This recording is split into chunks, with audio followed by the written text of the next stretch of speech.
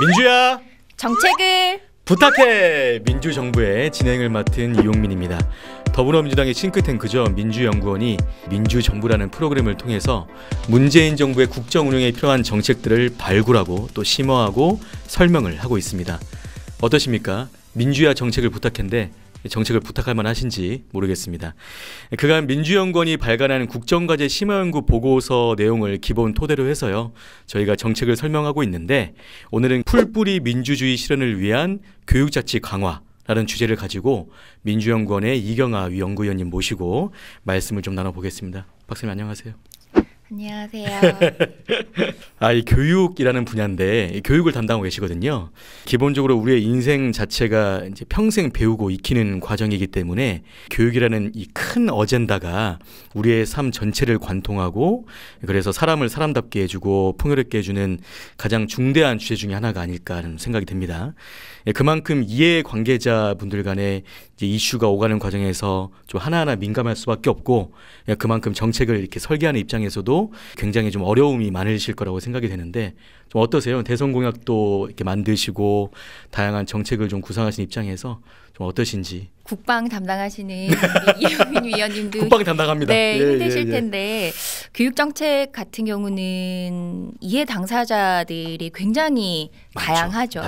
예. 그러니까 교육의 3주체라 그러면은 학생, 학부모, 교사 이렇게 3주체가 그렇죠. 있는데요. 그 3주체의 입장이 다른 것뿐만 아니라 같은 주체, 같은 학부모 안에서도 그렇죠. 또 입장이 다릅니다. 자녀의 상황에 따라서요. 그렇죠. 그래서 그런 것들을 정책에 담아내려고 하는 노력들, 이런 것들이 담당자 입장에서 힘든 것 같습니다. 많이 어렵죠. 고민도 많을 수밖에 없고요. 말씀하셨지만 개인, 뭐 학생, 학부모, 교사 다 개인이잖아요. 각 사람의 어떤 생각을 담아내는 것들이 또 얼마나 힘들겠습니까? 그리고 교육이라는 게 어떤 한 사람의 인생을 과정에서 이것저것을 결정하는 전환점이 있는 것이기 때문에 더 그럴 거라 생각이 들고요. 아무튼 교육 정책 이렇게 만드시는 입장에서 더 많이 힘내시길 바라겠고요. 이제 오늘 주제가 교육자치 강화라는 건데, 이 앞 회차 방송에서 자치분권과 균형발전이라는 주제로 정책 토크를 했었어요. 그래서 오늘 주제도 교육의 자치니만큼 관련이 좀 깊다고 할 수 있겠죠.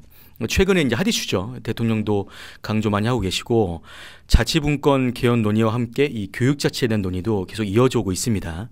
제가 좀 찾아보니까 대선 공약에서도 교육 거버넌스를 좀 개편하겠다라는 챕터에 이 내용이 좀 반영돼 있고요. 그리고 작년 7월에 나온 그 문재인 정부의 국정운영 5개년 계획에도 76번 국정과제로 이 교육 민주주의 회복 및 교육자치 강화라는 제목으로 반영돼 있더라고요. 좀 특이한 게 5대 국정 목표 중에 이 고르게 발전하는 지역이라는 목표 아래에 이게 반영돼 있어요. 그래서 자치랑 관련이 깊다고 할 수 있는데, 먼저 자치분권과 교육자치 강화, 이것이 어떠한 좀 관계가 있는지 그 연관성을 좀 먼저 설명해 주세요. 우선은 교육 자치에 조금 특수한 상황이 있는데요. 그거를 먼저 말씀을 드리자면요. 교육 자치는 교육 자치 안에 일반 자치도 포함이 되어 있어요. 이게 무슨 말인가 하면 중앙 정부로부터의 시도, 시군구의 일반 자치, 그게 일반 행정으로부터의 자치죠.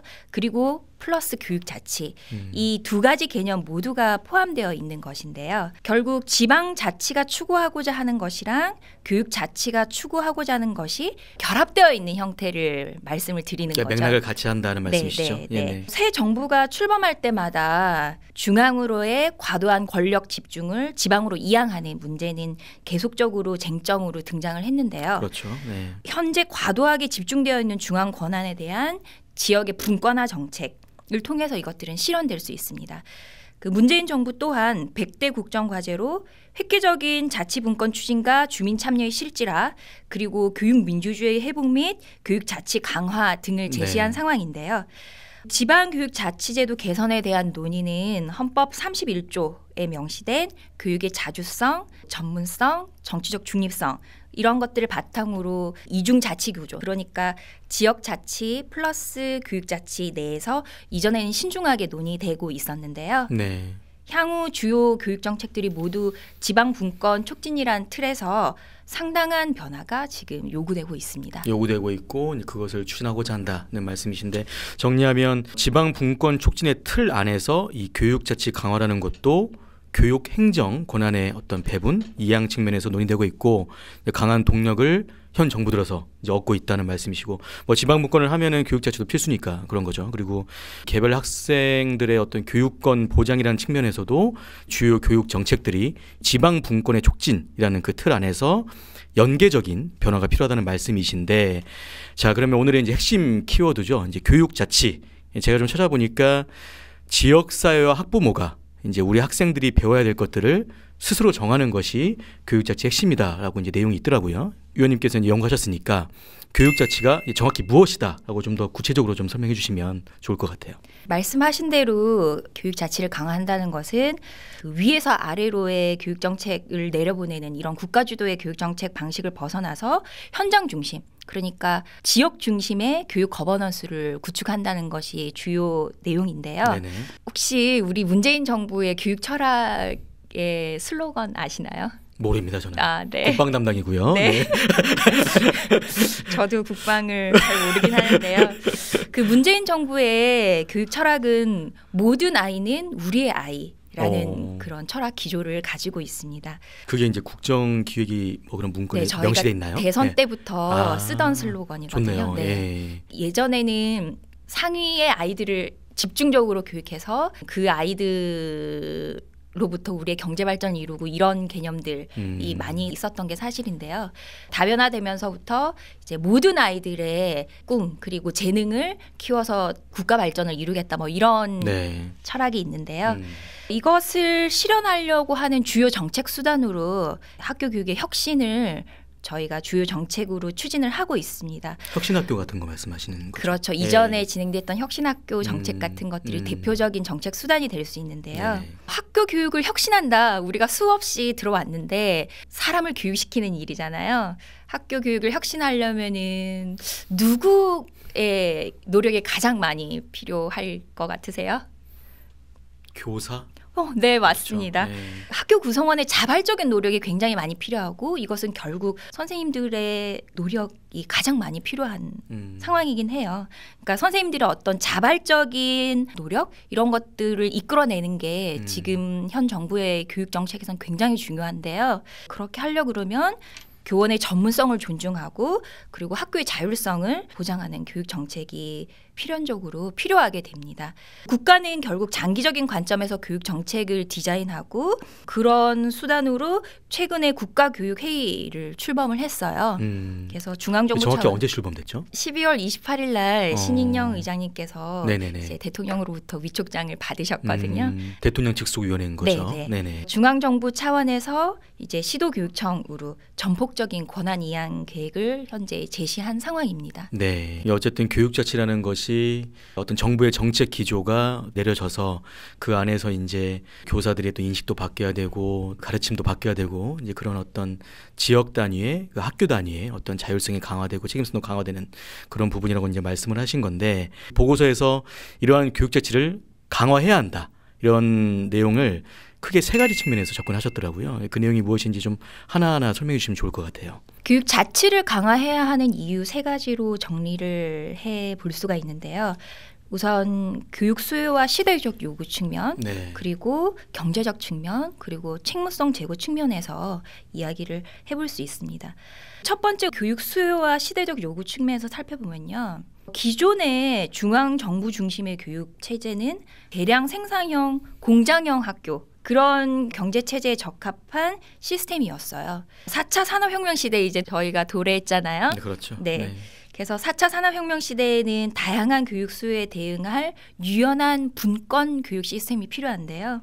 이전의 중앙 집권적 교육 방식은 우리나라의 교육열, 국민들의 교육열이 굉장히 높지만 실제적으로 그 높은 교육열이 궁극적인 교육 발전으로 이어지지 못하고 대표적인 문제점으로 과도한 사교육비 투자 그리고 좋은 교육 여건을 따라서 대도시 더 좋은 지역으로 이주하거나 지방에서는 유학하는 그런 문제, 그런 고비용 교육으로 또 다른 사회 문제들을 많이 야기시키는 그런 거였다는 거죠. 그런 현상으로 나타나고 있고 그런 문제점들을 따라가다 보면 결국 이런 것들이 저출산의 또 원인이지 않나 이런 많은 문제 제기들이 있어 왔습니다. 설문조사를 해보면요. 지역 발전에 있어서 뭐가 제일 중요하냐 이런 질문을 드려보면 거의 대부분의 90% 이상의 사람들이 자녀 교육 문제, 지역의 교육 여건 문제가 그 지역 발전에 굉장히 중요하다 이렇게 응답을 하고 계세요. 많은 박탈감을 느끼시는 거네요. 네, 그리고 실제로 자치단체의 인구 변동의 원인을 살펴보면은 가장 큰 요인이 자녀 교육 문제를 쫓아서 이주하는 문제가 나타나고 있는데요. 교육이 이렇게 중요한데 실제 교육 행위의 중심이 단위 학교가 되어야 되는데 지금 현재는 교육의 중심이 교육부나 교육청에 있다는 거죠. 그래서 교육부나 교육청이 학교에 지나치게 간섭하면서 교육이 획일화되고 경직화되면서 새로운 시대에는 창의적이고 다양한 교육이 요구받고 있는데 이런 것들을 따라가기가 굉장히 힘든 상황입니다. 어쨌든 뭐 초기에 표준화가 좀 필요한 부분이 있었을 것 같은데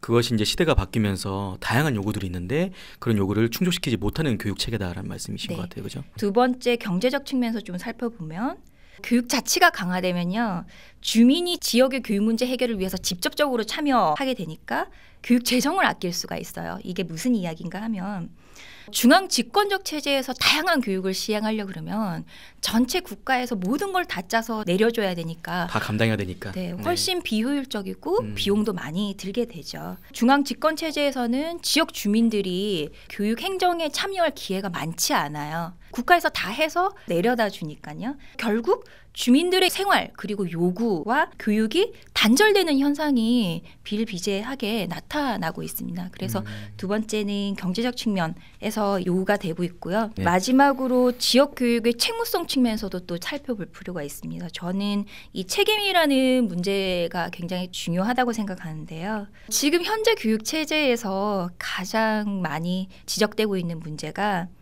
교육의 발전 그리고 그 성과에 대한 책무성이 어디에 있느냐, 그것이 굉장히 모호하다라는 지적이 굉장히 많고 그것에 대한 불만들이 굉장히 많으세요. 교육부 교육청은 어쩔 수 없이 이제 관료주의로 돌아가게 되어 있는데요. 교육 행정에 대한 교육부나 교육청의 관료적인 시스템은 일반 학교 하나하나 개별 단위 학교에 자생적인 노력을 어렵게 만들고 있어요. 그러니까 각 지역에 따라서 학교가 필요한 것들, 요구하는 것들 이런 것들이 다 다른데 그렇죠. 관료주의적으로 중앙에서 내려다 주다 보면 학교가 스스로 변화를 위해서 노력해야 할 이유가 없는 거죠. 책임성이 떨어지는 거니까. 네. 그래서 그 학교 구성원들, 그러니까 학생, 학부모, 교사들이 그 학교에서 발생한 문제들을 개선하려는 그런 노력의 동기를 찾기가 지금 현재는 힘든 구조예요. 이전 구조는. 그래서 필연적으로 교육청이나 교육부에 대한 의존도는 점점 더 커지게 되는 거죠. 결국은 이게 악순환이 되는 건데요. 이런 악순환을 깨려면 단위 학교의 자율성을 강화하고 책무성도 좀 명확히 할 필요가 있습니다. 결국 교육개혁의 선결 조건은 학교 자치와 그에 따른 책무성 강화라고 생각합니다. 어쨌든 책임도 명확히 주고 권한도 명확히 배분해가지고 지금의 어떤 중앙 집권적인 시스템이 아니라 단위학교 차원에서 뭔가 자율성을 가지고 할 수 있는 환경이 조성돼야 된다는 말씀이신 것 같은데 선진국은 좀 어떤가요? 우리나라는 이런 상황인데 선진국은 제가 좀 찾아보니까 주요 국가들에서는 뭐 교과 선택이라든가 뭐 수업 시간, 학교 운영 이런 부분들을 지방 정부 차원에서 결정을 할 수 있다고 하더라고요. 실제로 그렇게 잘 추진이 좀 되고 있나요? 선진국 사례를 저희가 많이 참고를 하게 되는데요. 네. 교육 자체의 특수성이라기보다 사실 이 교육 제도는 그 나라의 역사적, 행정적 관습에 많이 기인을 해요. 그러니까 대부분의 국가에서는 기초지방자치단체가 교육행정을 맡고 있는 경우가 많거든요. 근데 저희는 지금 현재 기초자치단체가 아니라 시도자치단체 중심으로 교육자치가 이루어지고 있어요. 저희는. 다른 나라는 기초자치단체 중심으로 이루어지다 보니까 지방교육행정을 일반 행정이랑 좀 구분하지 않고 동일한 방식, 그러니까 쉽게 말해서 시도청 혹은 시청, 뭐 구청에서 교육행정을 같이 겸하는 그런 경우가 많아요. 그러니까 독일이나 영국이나 오스트리아 뭐 이런 네네네. 나라들이 그런데요. 그러면 또 미국은 어떤가? 미국은 주마다 또 달라요. 그런 게. 미국 같은 경우는 다양하고 교육감의 지위나 역할이나 선임 방식이 또 주마다 좀 상이하긴 합니다. 근데 미국을 잘 살펴보면은 교육뿐만 아니라 미국은 하수도, 전력, 소방 뭐 홍수 통제, 가스 공급, 뭐 대중교통, 토지개랑 상수도, 심지어는 공동묘지의 관리까지도 지방행정 간 별도의 행정으로 뭐 그렇죠. 진행이 되고 있대요. 그러니까 우리도 이제 준연방제 수준의 자치분권 얘기 많이 하는데 이제 그런 게 꼭 교육의 차원을 넘어서서도 되고 있으니까 교육도 그렇게 될 수 있다는 네네. 말씀이시죠. 그러니까 예. 그 나라 상황에 그리고 그 그렇죠. 지역 상황에 맞게 하는 게 대다수 국가에서 이렇게 진행이 되고 있는 것 같고요. 결국은 교육의 자주성, 전문성, 정치적 중립성, 그리고 탈관료주의. 네. 왜냐하면 유연한 교육 시스템이 필요하니까요. 이런 것들을 보장하기 위해서는 결국 전국적으로 교육 자치는 단위학교 중심으로 가야 된다. 여기에는 대부분 이견이 없는 것 같습니다. 정리하면 교육 자치의 강화는 다양하고 창의적인 교육에 대한 수요, 이게 즉 시대적인 요구 측면에서, 그리고 교육 재정을 줄일 수 있다는 그 경제적 측면에서, 그리고 단위학교의 책임성을 제고한다는 차원에서 꼭 필요하다는 것이죠. 그리고 선진국은 이미 체계적으로 그러한 교육 자치를 강화하고 있고, 그것이 교육의 뭐 자주성, 전문성, 정치적인 중립성, 그리고 아까 말씀하셨던 탈관료주의 같은 것들을 보장하고 있다. 그래서 우리도 그렇게 해야 한다는 건데, 자, 이렇게 꼭 필요하다는 주장이 있으면 이것이 필요하지 않다, 뭐 이렇게 반대하는 쪽의 입장과 주장도 좀 분명히 있을 것 같은데, 제가 크게 두 가지 측면에서 한번 살펴볼게요. 첫 번째로 교육 자치의 일환이라고 할 수 있는 교육감 직선제 보고서에도 내용이 나와 있는데, 이게 부산을 시초로 해가지고 2007년부터 시작이 됐죠. 이제 10년이 좀 넘은 얘기인데, 이걸 이제 반대하는 쪽에서는 지자체장하고 교육감을 러닝메이트로 같이 뽑자, 그래서 러닝메이트제를 주장하더라고요. 이에 대해서는 어떻게 좀 생각하시는지. 이건 교육의 정치적 중립성에 대한 그렇죠, 논란인데요. 그렇죠. 네네. 사실은 이 교육의 정치적 중립성 때문에 큰 사회 이슈가 여러 건 있었죠. 대표적인 게 최근에는 역사 국정화 교과서 네. 문제이고요. 그리고 자사고 폐지 문제라든가 네. 무상급식, 일제고사 폐지 뭐 이런 문제들. 그러니까 교육의 문제가 정치적인 문제까지로 번진 사례가 많이 있었어요. 그래서 일부 교육 정책에 대한 논의가 정치권으로 확대되니까 상대 쪽에서는 교육의 정치적 중립성을 지키지 못한다. 그런 논란이 계속되는 건데요. 결국은 교육의 정치적 중립성이라는 것은 실제 뭐 교육감은 정당 가입을 할 수 없다. 그리고 정당 공천도 불가하다. 이런 것들로 저희가 지금 지켜지고 있어요. 그렇죠. 그게 이제 교육감 직선제로 변환되면서 그렇게 되는 거죠. 그 전에는 이제 교육감을 임명했었으니까요. 그렇죠, 그렇죠. 그래서 교육의 정치적 중립성을 확보하기 위한 조치들인데, 이런 것들이 그러면 러닝메이트제를 하자는 것은 교육감이 정당 공천을 받자는 이야기인 거잖아요. 그렇죠. 지자체장하고 같이 이제 뽑는 거니까. 네. 그렇다면 결국은 러닝메이트제의 주장은 교육의 정치적 중립성을 인정하지 않는다는 주장이 되는 거예요. 근데 네. 사실은 저도 더불어민주당 우리 당에 와서 일을 하면서 네. 그 전에도 그런 고민을 많이 했지만 교육과 정치가 어떤 관계인가 저도 고민을 굉장히 많이 해요. 물론 우리 헌법에는 교육의 정치적 중립성을 명시를 했지만, 왜냐하면 정치적 중립성을 명시하지 않으면 대표적으로 역사교과서, 그렇죠. 국정화 역사교과서 사례처럼 그런 일들이 벌어질 수 있으니까요. 근데 사실은 이제 현실적으로 뗄래야 뗄 수 없는 관계로 가는 게 많으니까. 네. 그러면서 또 정치적 중립성 보장해야 되는, 우리가 지켜내야 그렇죠. 되는 그런 그렇죠. 상황입니다. 만약에 상대 쪽에서 주장하는 러닝메이트제가 된다 그러면은 교육감이 이제 정당 공천을 받아가지고 교육감 선거를 치르게 될 텐데, 그러면은 당연히 정치적 파당적 이해관계에 얽매일 수밖에 없지 않나, 이런 생각을 많은 분들이 하고 계시고요. 결국 그런 이해관계에 따라서 지방교육 정책도 그렇죠. 결정이 되는 상황이 올 거고, 그렇게 되면 교육 자치가 제대로 이루어지지 않겠다. 교육의 정치적 중립성은 확보가 불가능한 상황이 됩니다. 그렇죠. 예. 두 번째 쟁점으로요. 교육 자치를 한다면 아까 단위학교 뭐 쭉 말씀하셨는데, 어떤 그 주체가 될 수 있는 17개 시도교육청 각각이 어쨌든 교육 자치의 주체가 돼서 스스로 뭔가 교육 체계를 막 정립하고 설계하기에는 아직 역량이 부족하다. 그래서 시기상조다. 이런 주장들이 있더라고요. 이에 대해서는 좀 어떻게 생각하시는지. 그러니까 교육 자치가 강화가 돼야 되는데 아직은 좀 부족하지 않냐, 그런 역량들이, 이런 주장이 있는 거잖아요. 우리는 그렇지 않다라고 이제 정책을 밀고 나가야 되는 입장에서 좀 반론해 주신다면. 교육 자치를 10년 넘게 지금 해오고 있지만 어쨌든 더 강화하는 상황에서 그렇죠. 네. 시도교육청의 역량 강화가 필요한 거는 사실인데요. 그 역량이 의심스럽다고 해서 중앙 집권적 교육을 계속 유지하는 게 바람직한가에 대해서 저희가 더 검토해볼 필요가 있는 거죠. 현재 중앙 집권적 교육의 문제점에 대해서 조금 살펴볼 필요가 있는데요. 그렇죠. 네. 교육 과정과 학습의 결과에 대한 평가를 국가 수준의 표준형으로 접근하는 방법은 출신 배경에 상관없이 모든 학생이 똑같은 목표에 도달해야 된다. 이거를 전제로 하고 있어요.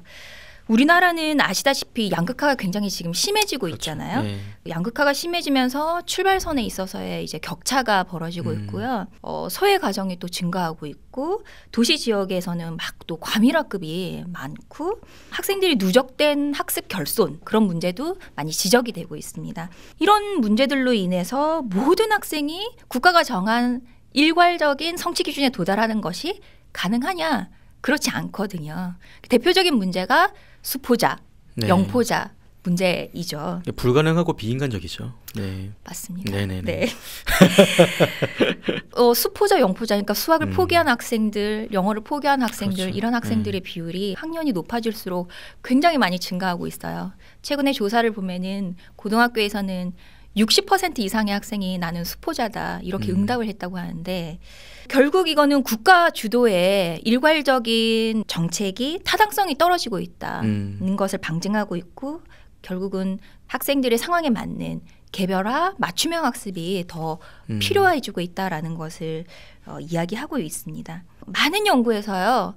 학교 폭력 그리고 학교 부적응 이런 문제의 주요한 원인이 표준화된 학교 교육 으로 그 폭력의 원인도 원인으로 알려지고 있어요.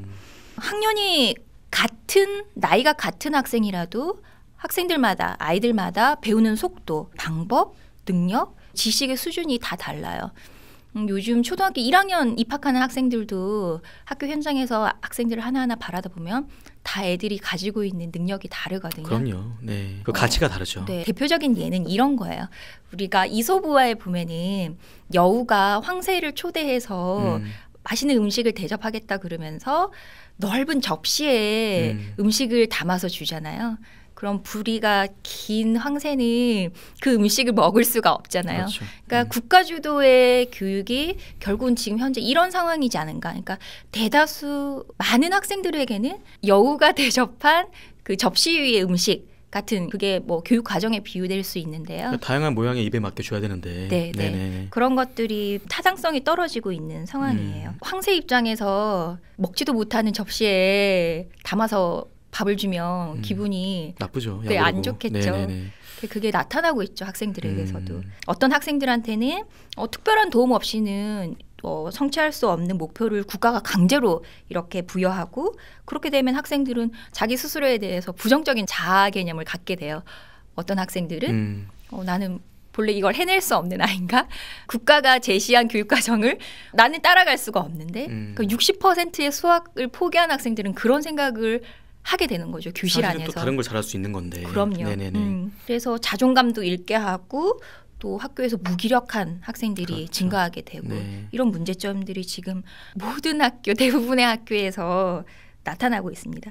그러니까 결론적으로 다변화된 4차 산업 사회에서는 국가 주도의 획일적인 교육 과정은 미래를 대비하는 인재 양성의 대안이 될 수 없다는 겁니다. 개별화된 학습 목표와 교육 과정의 제공이 지금 굉장히 필요한 상황이고요. 결국 이러한 과정은 시도교육청의 자치 역량이 강화돼야지 가능한 일이죠. 그래서 지역 상황에 맞는 그리고 학교 상황에 맞는 교육을 앞으로 해나갈 수 있도록 중앙정부에서는 더 지원하는 그런 기능을 강화해야 하는 시점입니다. 저희도 사실은 학생이던 때를 거쳤고 개별 학생들이 갖고 있는 가치나 또 잘할 수 있는 것들이 다 다른데 그것들을 획일화해야 되는 아까 말씀하셨던 그릇에 넣을 수가 없죠. 그러니까 획일화가 아니라 좀 다양화된 정말 다양화된 교육 정책으로 이렇게 해야 많은 학생들이 본인만의 어떤 가치를 실현할 수 있겠죠. 예, 굉장히 중요한 문제인 것 같고요. 이제 저도 궁금한 부분을 이제 질문 드리는 건데 이런 교육 행정 역량에 대한 부분은 충분히 알겠는데 중요한 거는 그런 것들 실현하려면 이제 돈이 필요하고 재정 문제가 있을 수 있잖아요. 근데 재정 문제라는 게 각 시도 교육청 또 단위 학교마다 이제 어떤 예산이 다를 수가 있고 재정적인 어떤 여력이 좀 다를 수가 있잖아요. 편차들이 있을 텐데 그런 부분도 좀 커버가 될 수 있을까요? 이렇게 정책을 추진하면? 지방자치발전위원회에서도 네네네. 지금 논의가 되고 있는데요. 예. 재정적인 부분은 이제 교육자치뿐만 아니라 일반자치에서도 해당되는 내용이니까. 해당되는 네네. 내용이고요. 그 실제로 교육은 특별회계로 이루어지고 있는데 50% 이상이 국고예요. 네. 네, 지금 현재 교육이. 그런데 교육 자치가 강화되더라도 중앙 정부가 종국에 해야 할 일은 지역 간 편차나 불균형, 불평등이 더 심화되지 않게 그런 것들을 관리하는 그런 능력이 더 필요하다라고 그렇게 생각됩니다. 네, 어쨌든 좀 부족한 부분이 뭐 당장 있을 수는 있죠. 보일 수 있지만 그런 부분들을 교육 또 자치분권 차원에서 여러 각도에서 꼭 필요하고 가치가 큰 어젠다라면 추진할 필요가 있고 중앙정부와 지방정부가 좀 힘을 모아서 제대로 한번 추진하면 되겠죠. 마지막 질문인데요. 이제 중앙정부 차원에서 어쨌든 교육자치 강화를 위해서 이제 추진하고 계획하고 있는 것들이 있잖아요. 그래서 필수적으로 추진해야 되는 핵심 정책들이 무엇인가 좀 설명해 주시면 좋을 것 같아요. 제 보고서에 3가지 정도를 또 담았습니다. 네네네네. 네, 지방자치교육을 이미 잘 하고 있는 다른 나라 사례를 통해서 보면 교육부가 해야 할 역할은 뭔가 이걸 살펴보면요. 결국 플랫폼을 제공하는 거, 그러니까 큰 틀을 제공하는 것을 궁극적으로 하고 단위 학교의 자치를 강화하고 그것들을 이뤄야 되는데요. 그러니까 교육부가 해야 할 일은 이런 걸로 제시를 해볼 수가 있는데요. 교육 목표 설정, 그리고 달성 여부에 대한 책무성 검토, 그리고 예산 지원 아까 말씀하셨던 교원 양성 및 연수 제도를 어떻게 교원들을 어떻게 잘 배치하고 잘 운영할 것인가 교사들. 그리고 정보 시스템의 관리, 우리나라는 지금 나이스라는 시스템이 있는데요. 이런 것들이 국가 수준에서 해야 할 일이 되고요. 지자체랑 단위학교는 이런 중앙정부가 제공하는 기본적인 시스템을 기반으로 지역이나 학교 상황에 맞게 교육 혁신을 설계하게 됩니다. 학생들의 상황과 수준에 맞는 교육을 하려면은 국가 주도의 교육 과정에 대한 개혁을 우리가 진지하게 고민해 볼 필요가 있는데요. 다른 나라의 사례를 살펴보면 교육 자치에 대한 논의의 시작은 교육 과정의 편성권, 평가권 이것을 단위 학교에 주는 데에서부터 출발을 해요. 이게 사실은 이때까지 우리나라에서는 좀 되게 민감하게 이야기가 됐었는데요. 교육 과정이라는 거는 결국 종국적으로 선생님이 애들한테 무엇을 가르칠 건가의 문제이거든요. 우리나라에서는 어떤 과목을 어떤 내용으로 몇 시간 가르쳐야 된다까지를 국가에서 정해주고 있어요. 그런데 다른 나라는 그런 게 없어요. 국가 주도의 교육과정 운영하는 나라는 OECD에서 우리나라밖에 없거든요. 아, 그런가요? 네네. 한동안 북유럽 교육이 열풍을 불다가 북유럽 사례를 또 이야기하면 그거는 잘 사는 나라의 이야기다. 그렇게 뭐 말씀하시는 분들도 계신데 핀란드 사례를 보면 국가가 교육과정의 체제, 그러니까 큰 틀, 프레임워크만 제공을 하고 나머지 단위 학교에서 그 프레임워크 중에서 체제 중에서 무엇을 가르칠 건지, 얼마나 가르칠 건지, 어떤 거랑 합쳐서 가르칠 것인지를 선생님이 결정을 하세요. 근데 우리나라에서는 이렇게 교육을 하면 일부 교원 단체에서 또 반발을 하기도 하죠. 뭐 편향된 인식 이런 말씀을 많이 하시는데요. 결국은 미래 사회를 대비하려고 그러면은 이런 유연한 교육과정, 상황에 맞는 교육과정 도입이 필요하다라는 거고요. 현재 우리나라 상황에서는 개별 학교의 좀 자율성을 강화하되 그 책무성도 좀 명확하게 워낙 책무성에 대한 걱정이 많으시니까요. 명확하게 부과해서 국가 책임 교육의 실현은 결국 국가 교육의 책무성 강화로 제시할 필요가 있는데요. 그러니까 국가 교육의 책무성을 강화한다는 건 좀 이율 배반적으로 들리시겠지만 격차가 더 벌어지지 않게 그런 것들을 이번 정부에서는 강하게 추진을 하고 있어요. 그래서 이제 유아 교육에도 많은 이제 투자를 하려고 하고 있는 것이고요. 그다음 마지막으로는 시도교육청과 지자체 간의 공동 권한 그리고 공동 권한에 대한 공유 그리고 책임과 의무 관계를 설정할 필요가 있어요. 지금 학교 안에 어린이집을 넣자 뭐를 넣자 막 이런 학교를 중심으로 정책을 펼치면 사실은 용이한 것들이 많기는 해요. 그래서 지자체가 적극적으로 학교랑 협력해서 교육 사업을 많이 하려고 하시는데요.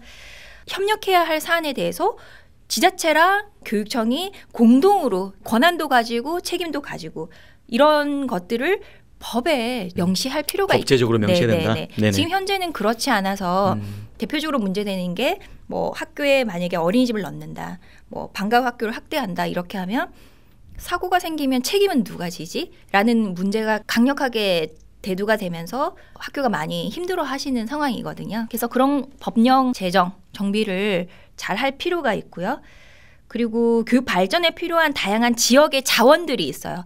지역 안에는 굉장히 많은 교육 자원들이 있거든요. 그런 것들을 효과적으로 확보하고 지자체 구성원들 사이에 교육에 대한 관심을 더 높여서 지역 교육 발전에 대한 책무성 이런 것들을 공유할 필요가 있습니다. 네, 어쨌든 문재인 정부가 필요한 정책들을 제대로 추진을 잘 해야 되겠습니다. 문재인 대통령이 지난 1월 신년사하고 작년 10월에 지방자치의 날 기념사에서 30년 지난 옛 헌법으로는 안 된다. 지방분권과 자치를 강화해야 된다.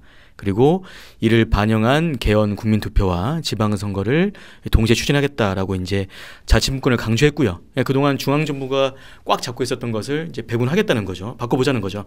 이제 교육도 마찬가지라는 거죠. 중앙부처인 이제 교육부가 다 잡고 있는 게 아니라 적절하게 합리적으로 시대적 흐름에 맞게 그것들을 권한과 책임을 배분해서 우리 학생들이 정말로 좀 제대로 된 교육, 다양하고 창의성이 높은 교육, 정말 더 미래지향적인 교육을 받을 수 있는 권리를 보장받을 수 있도록 해야 되겠다는 생각이 좀 듭니다. 오늘 이경환 박사님 오늘 설명 감사드리고요. 좀 쉽게 구체적으로 설명 잘 해주셔가지고 저도 그렇고 이제 시청자분들도 잘 이해하셨을 거라고 생각이 됩니다. 어쨌든 저희 민주연구원에서는 교육 담당이신 이경환 박사님 중심으로 교육 분야의 다양한 주제들에 대해서 연구를 진행을 하고 있어요. 뭐 소프트웨어 코딩 교육을 앞으로 또 어떻게 발전시켜 갈 것인가, 그리고 학교 폭력에 대한 문제도 어떻게 좀 더 개선할 것인가에 대해서 얼마 전에 연이어서 이렇게 정책 간담회도 진행하셨죠. 그렇죠? 예, 그래서 앞으로도 계속 교육 분야에서 좋은 연구, 좋은 정책들을 많이 이렇게 개발해 주시기를 부탁을 드리겠습니다. 네, 오늘 민주정부 여기까지고요. 시청해 주신 여러분 대단히 감사합니다. 같이 인사하시죠. 고맙습니다. 감사합니다.